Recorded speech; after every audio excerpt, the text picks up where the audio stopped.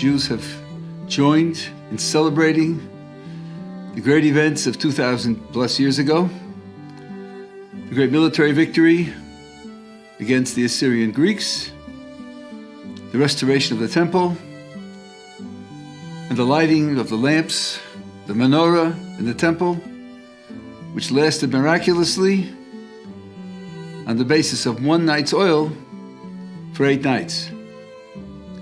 In our celebration, we start humble with one light and the shamash, and each night we add another candle, so that at the end we bask in the blaze of 8 glorious lights. Interesting to note that in Talmudic times there was a dispute about the order of lighting. Another view held that we should start with 8 and decrease 1 each night. Why would that be? One explanation bids us to analyze the nature of the miracle. Once touched by the divine hand, the oil burned more slowly. It lasted longer.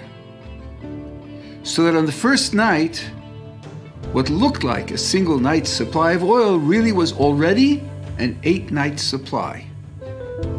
There was 8 nights of miracle oil on the first night. So, according to this opinion, you should celebrate where the miracle is. It's in the oil. The oil became different. The burning is just a result of the changed character of the oil. And on the first night, we had 8 nights of miracle oil, so light 8 candles. And then each night decreased by 1. There's a certain logic there.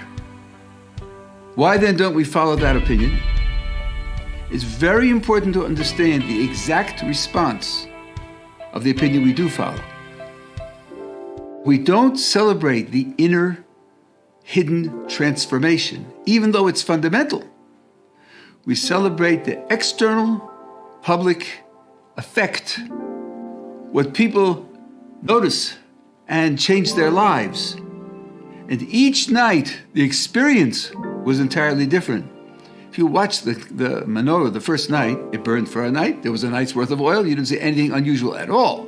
Only if you looked inside the lamps to see that there was oil left over, would you notice that something had happened. And then each night, the light manifest goes on for a longer and longer period of time, and the miracle becomes more and more impressive, more and more noteworthy, more and more powerful, the psychological impact. And this is a rule of Jewish thinking. Yes, our inner lives, our inner development, focus, meditation, our inner grasp is crucial to our identity and crucial to our personal success. But its value is what it can show to others. That's what we celebrate ultimately.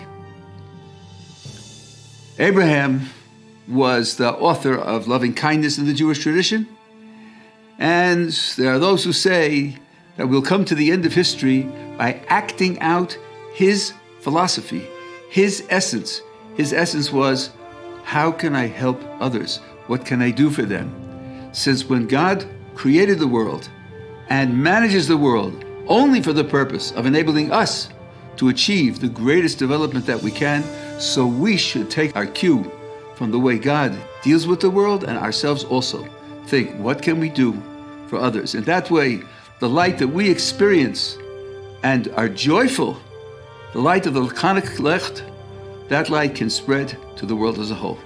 A Freiliche Chanukah.